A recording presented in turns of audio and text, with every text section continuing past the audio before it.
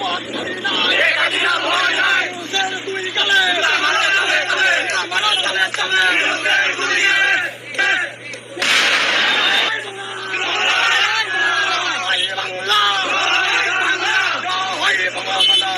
খবর জেনজি ভাইরা, happy new year. কেমন আছো? আসো, গত 1-1.5 বছরে কি কি অর্জন করলে সেটার একটু হিসাব মেলাই। তোমরা তো ভাবো আমি তোমাদের মানে বিপক্ষে কথা বলি, আসলে তোমাদেরকে বিপক্ষে কথা বলি, তোমাদের পক্ষেই কথা বলি। আমি তোমাদের শুধু পাওয়া না পাওয়ার হিসাবটা আমি তোমাদের স্বার্থে কথা বলি। কি জন্য বলি? যেমন ধরো সরার তুষারের মতো মেধাবী যে কিনা এসএসসি পাশ করে একজন বিজ্ঞ লেখক, যে টক শোতে বড় বড় কথা বলে, বড় বড় মুক্তিযোদ্ধা, বড় বড় মানুষদের অসম্মানিত করে কথা বলে, সে তোমাদের আইকন।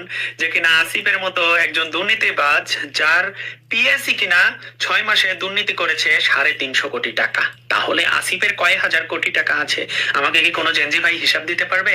নাহিদ বলেছে নাহিদের 60 লাখ টাকার মতো নাহিদের আছে। নাহিদ কোনো জায়গায় হয়তো কোনো বক্তৃতা দিয়ে হয়তো অর্জন করে টাকাটা, কিন্তু নাহিদের কি এমন ভালো বক্তব্য কোথায় আছে আমাকে কি একটু দেখাতে পারবে? যদিও নাহিদ একজন উপদেষ্টা ছিল এবং মাহফুজ উপদেষ্টা ছিল, ওরা যে কয়েক হাজার কোটি টাকার মালিক সেটা কি তুমি জানো?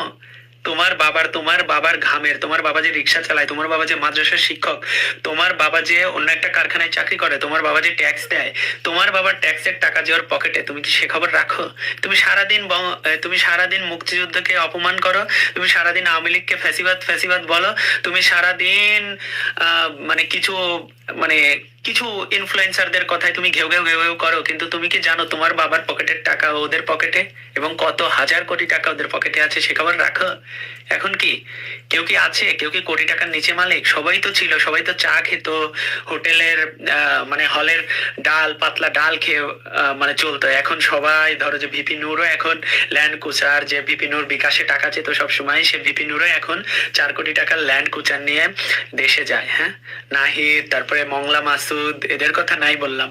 তো আমি আসি মেইন কথায়। তো তোমাদের কি অবস্থা? তোমরা কেমন আছো?